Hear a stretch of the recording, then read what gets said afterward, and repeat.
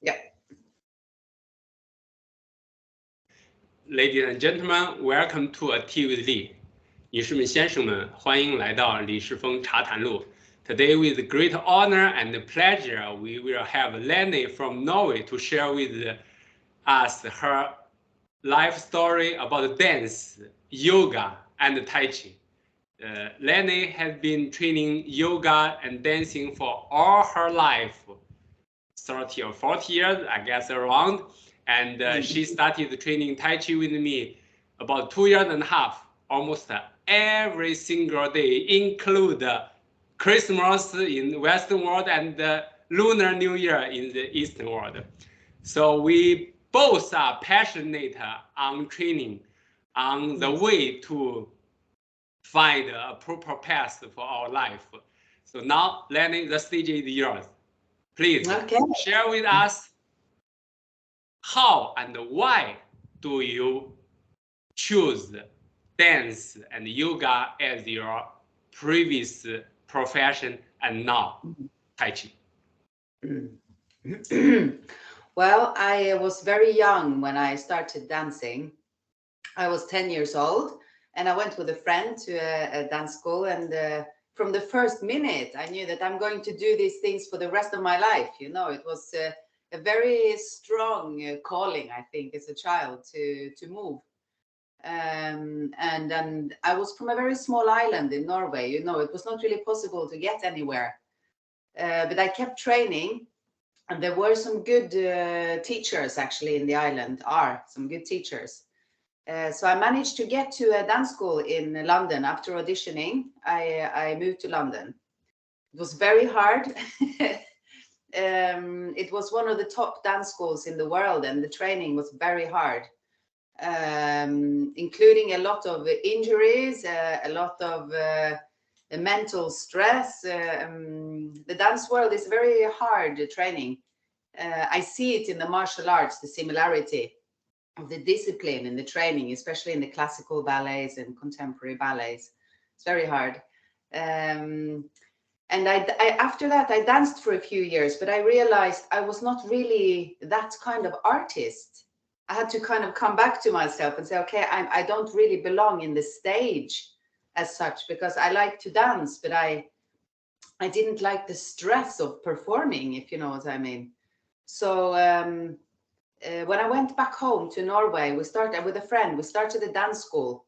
That too was quite hard years, but a very beautiful journey with children and yeah, people all ages actually, teaching dance for I think 15 years, making a lot of dance productions and really enjoying that. I like to be the creator of something on the stage, but I wasn't so happy to be on it at that time. But we really shared the dance with our small community for many years, and so that was a lot of fun. When I was taking my dance education in London, in London Contemporary Dance School, I met my first inspiration for Tai Chi, which was this old, actually Norwegian lady, Gerda Pytt-Geddes, who brought the young style to the UK at some point. She was a dancer and she was a student in China in the 60s, which was quite unusual. So it was an unusual old lady that was teaching Tai Chi in this dance school to teach dancers how to let go of tension, basically, and how to move more efficiently. Because dance is, let's say, if the Tai Chi is about Zhōng and the relaxation, you have the dance is about achieving full body tension. It's the opposite, I would say. So to achieve that full body tension and full body contact. So the Tai Chi was its opposite in this dance school to make more a balance in the training. And we learned a lot of the actually shiatsu healing techniques along with it. It was very nice to heal the body and to, yeah. So the first time I met Tai Chi was then. So fast forward again to the dance school years, I was left with a lot of injuries from the dance, you know, knees, torn hamstring, prolapse in the back, broken ankles, so many things that, you know, accumulated over the years.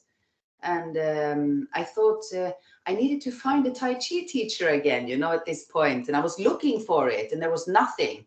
in Norway. This was in 2001, 2 perhaps. And there was absolutely nothing to find, you know. It was so accidentally, instead of the Tai Chi, I bumped into yoga, which is, you know, there are no coincidences. You know, everything is you know, supposed to be the way it is.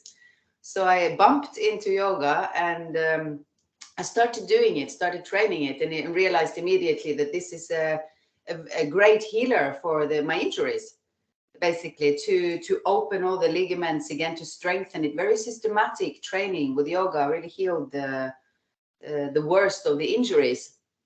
So getting the body to relax, you know, and finding breath work, and the relaxation and the meditation techniques, and all this pulling the movement now from the very external, which is the dance, actually a bit more in. You know, because yoga too has a lot of energy lock works, retention of the breath, and kind of cyclic movements on the inside of the body. That is, you know, of course you see the yoga with the stretching and the balancing and the poses and sun salutations is wonderful. But it's kind of the having the experience of I have a body on the inside was great for me, coming from the dance.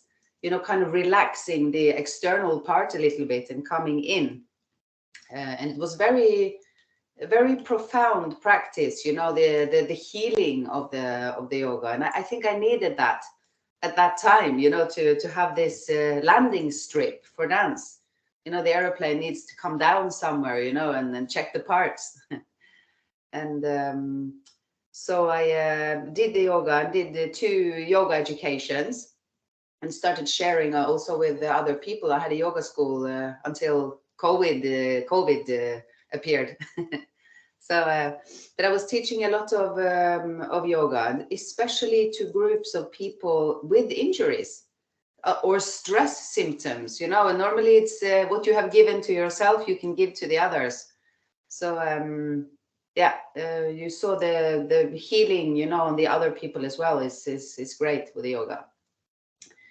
And then actually I started to, I don't know if throwing, yeah. I started to get bored, I think, with the practices. I'm allowed to say that. It was getting boring, you know, and I was thinking, okay, what is the next step in this journey, you know? And I think it took only a few days, and you appeared. We met, I think, on the chat, on the messenger chat. Yeah. And you appeared, you know, immediately, and I was thinking, oh, that's nice, you know, because I was looking at your profile, so you're a Tai Chi teacher, and I thought, there it is, you know. I was waiting for this one from back in 2002 already. I was already looking for a Tai Chi teacher, you know, but the yoga kind of was my middleman, I feel. Yeah. So yeah, and then we met and we started training almost immediately. After I think it took 2 weeks or something, and then we started this training, and it feels a bit like I'm home in the Tai Chi training. Like it's like all the dots lead to the next one. All the circumstances, you know, has made this possible at the moment. And Mm-hmm. and I think it was always supposed to be like that as well. Because it's kind of everything comes together in the Tai Chi, both the philosophy and the system and the training. It's fantastic. So it's like this is the next step. Yeah. Okay, so thank you for your sharing your lovely life story with dance, yoga, and Tai Chi. So it's somehow like what Steve Jobs said. So life is kind of the dots consistently moving. So you cannot see the dots, how the dots connect with each other ahead, but you will see it, how it connects later. So the 3 arts you are into quite deeply the dancing, yoga, and Tai Chi, I think form who you are, right? So, yes. If I may ask, what kind of mistakes you made on your way of dancing, yoga, and Tai Chi? Because these three arts, millions of people are into it. Yeah. And Leo Tolstoy used to say, the happy family are always similar, but the unhappy family are unhappy in different ways. So like us, each of us, we made different mistakes.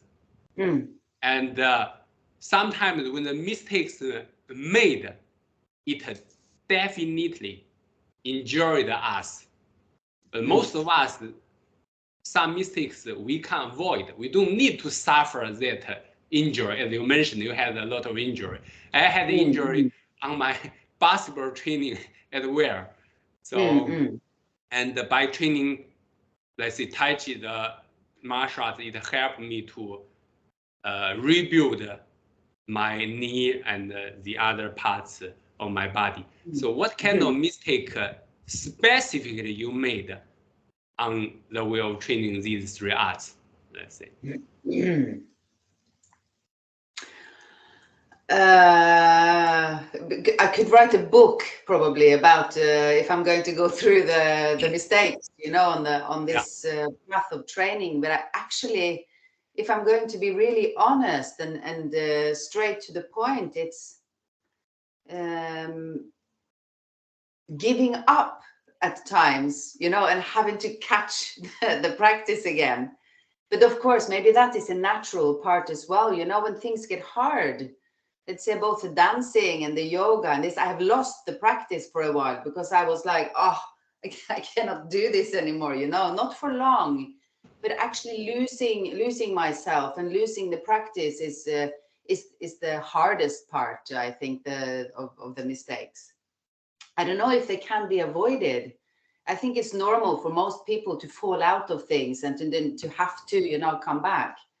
But definitely, so I think it's a little bit of a motivator or something then that collapses, if you know what I mean, when we lose the practice. So quitting is a mistake, but I'm still here, so I didn't quit yet. So you mean sometimes you quit for a while and you come back again? Yeah, it could happen on a lot of guys.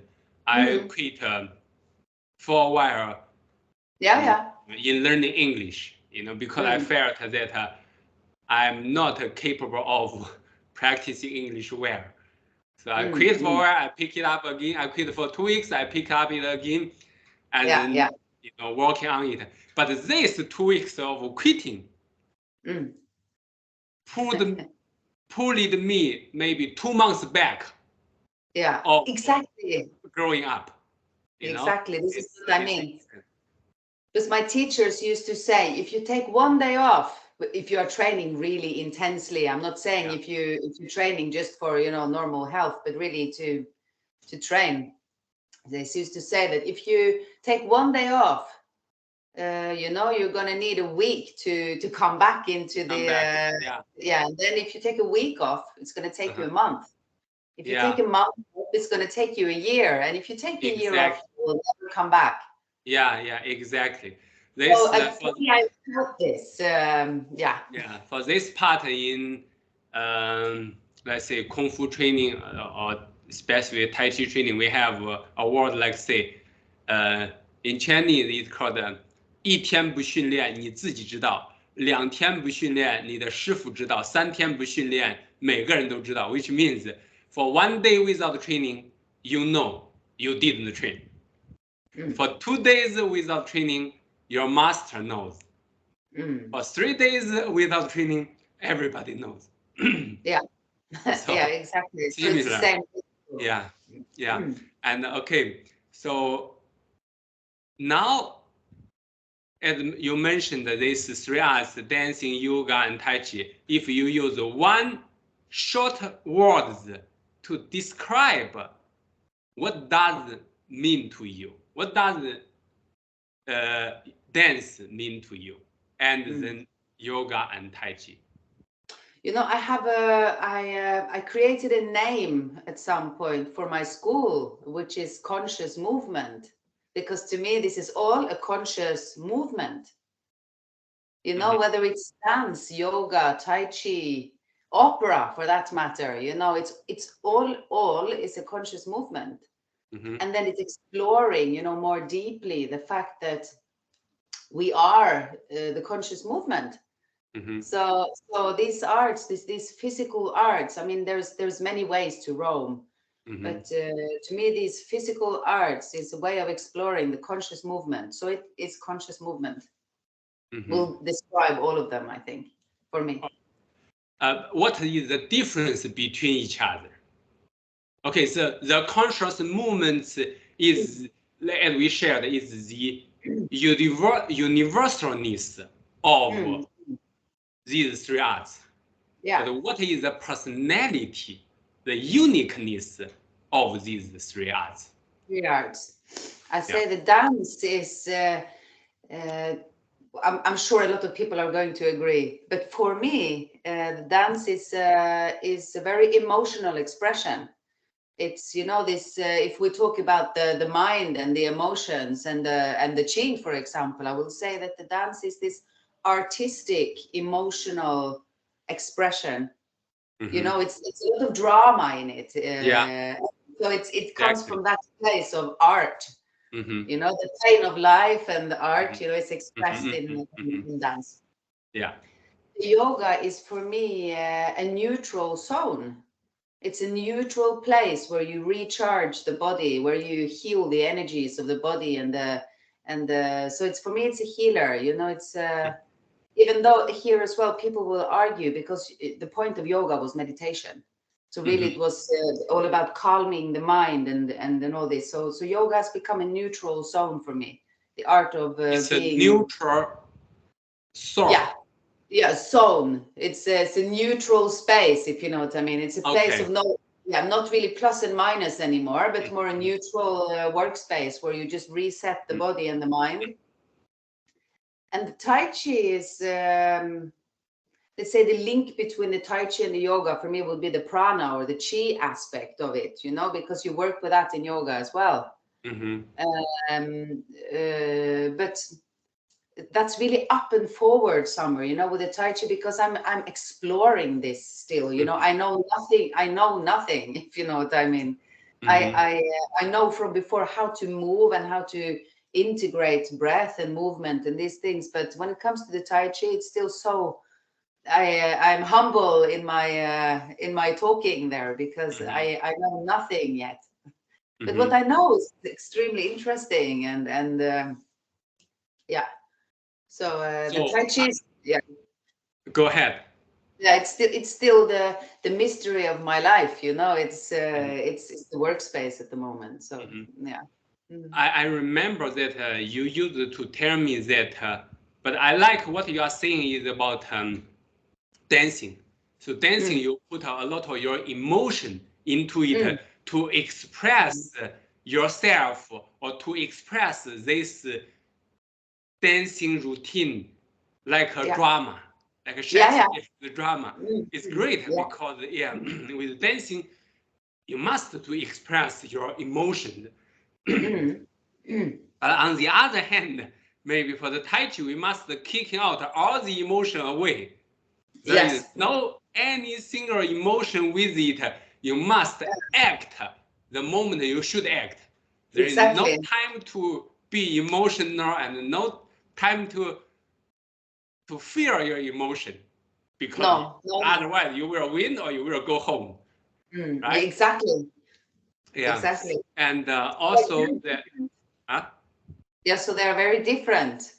Yeah, they are. Yeah, and for the connection between yoga and Tai Chi, I quite agree with you mentioned about the Qi. So a few days ago, I had a tea talk with another friend also a martial artist. So we said this qi, like in yoga, you also talk something similar with qi. Yeah. Right. So this kind of is like chakra. Yeah, now you call it prana. You know, prana and qi is the same substance. When you see in the text, you see it's the same substance that they are. Yeah. So for, as you mentioned, yoga can help you to heal your body which is being injured. So it's I use the two names that yoga is like the Indian qigong. Qigong is Chinese yoga. So in a sort of way, because they have a similar function to reform our body. Yeah. Exactly. And then to be ready, especially for the grow-ups, because our body is formed in the improper way in this modern social life. And we reformed and we are ready for everything, right? You can dive into martial arts or you can go into the other activity of sports after yoga or qigong training. Okay, so now I'm asking you a quite a challenging question. So since you training with me for 2.5 years, so what you don't like our training? What I don't like. So as we always mentioned, we said, 勿爱勿师，勿更爱真理. I worship or I like my teacher, but I like the truth even more. So what do you don't like? Because if you say what you like, you can say maybe half an hour, but what you don't like, or what you think we should improve. Wow, this is a difficult one. Yes. Yes. Well, first of all, you know, now it's the time to be formless. We never, you know, like talk about what we will talk today, and this this is challenging for you to be mandatorily formless. And right now, this is another challenging to directly reach from the 招手懂进神明, be familiar with the form, understanding the energy, and then being formless. So now you are formless. It's your time. I think what if it's something I don't like, I don't. There is nothing that I don't like in it because I like it, if you know what I mean. But it depends on the day, you know. It's always like this dynamic, and but for me, I really enjoy the most when we are doing a lot of physical things, you know, because I really enjoy moving. So I should say that the thing that I like least is the terminology and these things. You see, I'm not really catching it either. The words, the language, these things is I'm trying to catch it, but I'm more interested in the moving. So it has to do with something we should change, because we cannot change that. I have to learn the terminology, you know. I have to. That's my job to actually. But this is what I like the least. But don't take it it's up to me, you know. So I am definitely, I like the philosophy of 99% practice and 1% theory. 1% books and 99% practice is exactly. Yeah, it goes with me anyway. All right. So I don't challenge you anymore. Okay. So since these years after training these 3 arts, what you would like to share with the people who would like to dive into these 3 arts? So what is important for them who would like to practice dance, yoga, or Tai Chi? I think it is, when I look at the world today, I see people who are not very healthy, and I see people who need to move, because I think we have been given this moving body to move. And if you look at for example, let's look at the health benefits of dance, which is very profound, because the dancing or the rhythmical response is kind of embedded in our DNA. You know, it's part of who we are. You see, a child will dance before they walk. You turn on music and they start to move, you know, before they can walk or get up. So it's something that protects our brains from degeneration as well, because the whole brain is working when you dance. It's a very profound thing that we need to get back in our culture. I would say, I'm going to be a little bit brave now, but that religion all throughout the world stopped the dance, you know, the natural dance in people. Music, art, dancing, and all this was very sinful. So a whole world has lost the dance in their heart, and it's embedded in our DNA. We have to dance. It doesn't matter if you dance in your kitchen or if you want to go into the arts, but to dance is very important. Dance with your children, dance with yourself, because the brain needs this kind of movement. And as for the yoga, it's a spiritual practice, you know, it's a way of connecting to yourself, not to something outside of yourself, because spirit is not out there. It's there as well, but it's within. And I see a world of people who are very disconnected, you know, and are not in tune with themselves. You see people who are externally oriented the whole time and never have time to come home. So we will get mental illness from it. It's simple, you know, if we are not connected to ourselves, we will not be healthy in the mind.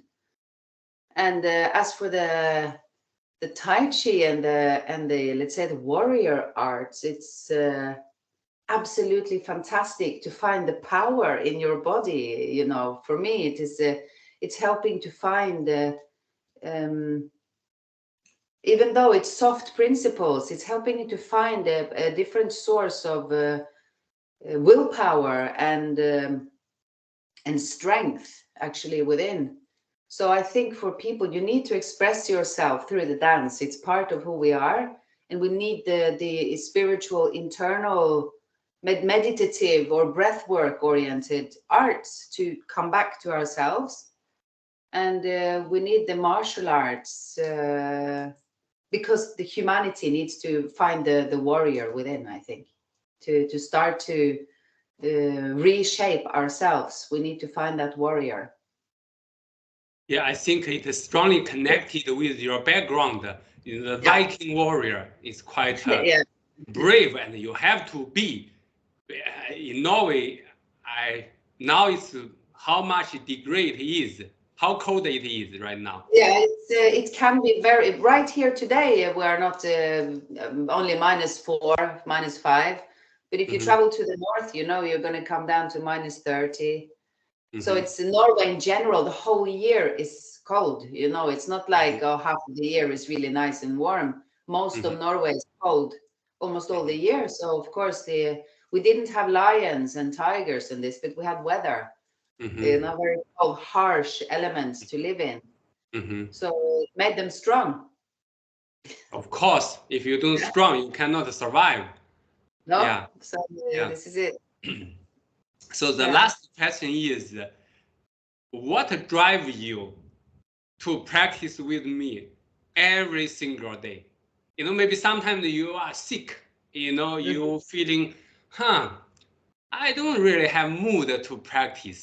Yeah, but I do it still. You know, and but we practice almost every single day, let's say. You know, sometimes, of course, if we are very ill, we don't practice, or sometimes you have the other working, you know, or traveling shift, you have to be.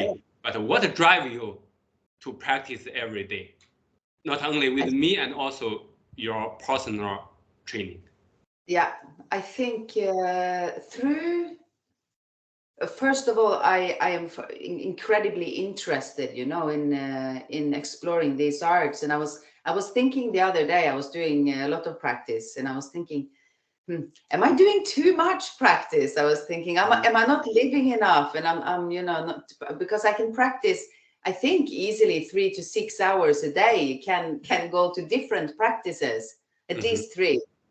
And I was thinking, am I doing this too much? And I was thinking, what else is there to do in this life? You know, to practice, to explore this mind and machine, you know, through these practices. Of course, I could be watching a movie, eating chips. You know, no, I really, I think it's like a treasure hunt somehow, because it's not something that I have to do. It's something that I feel very strongly that I want to explore.